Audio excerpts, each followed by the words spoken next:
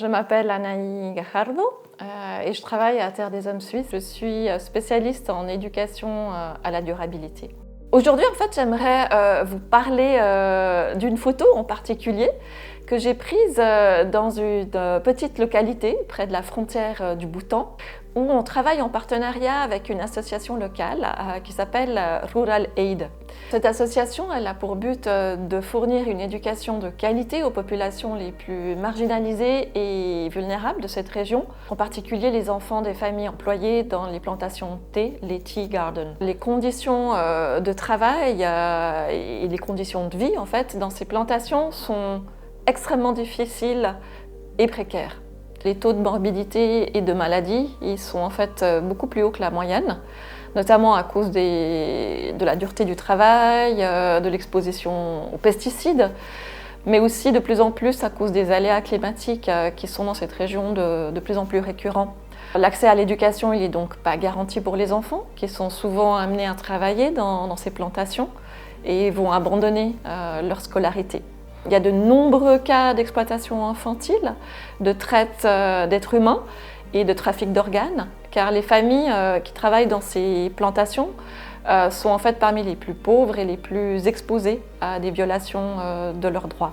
L'accès à l'éducation est non seulement considéré comme un droit et un moyen d'améliorer l'avenir des enfants, mais aussi comme un moyen de protection. Car les centres éducatifs et les clubs d'enfants sont des espaces éducatifs sûrs, protecteurs, libres de violence et de discrimination.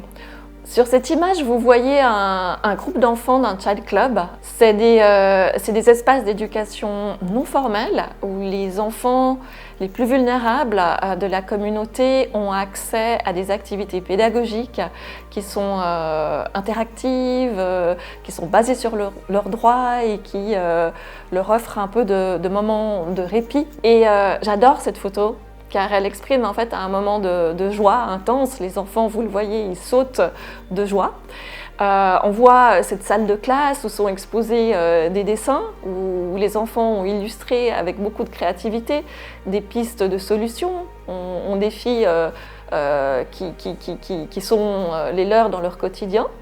Et à droite de la photo, on voit aussi l'animatrice de ce Child Club, qui a été formée en fait aux méthodes pédagogiques interactives grâce au soutien de Terre des Hommes Suisses. Et en fait, à la fin de ce séjour là-bas, j'ai réalisé que c'était un vrai privilège pour moi de rencontrer ces enfants et les équipes éducatives de notre partenaire local, parce qu'il s'agit véritablement de personnes qui réalisent un incroyable travail pour le droit à l'éducation dans des conditions parfois très difficiles, et cela grâce notamment au soutien de Terre des Hommes Suisses.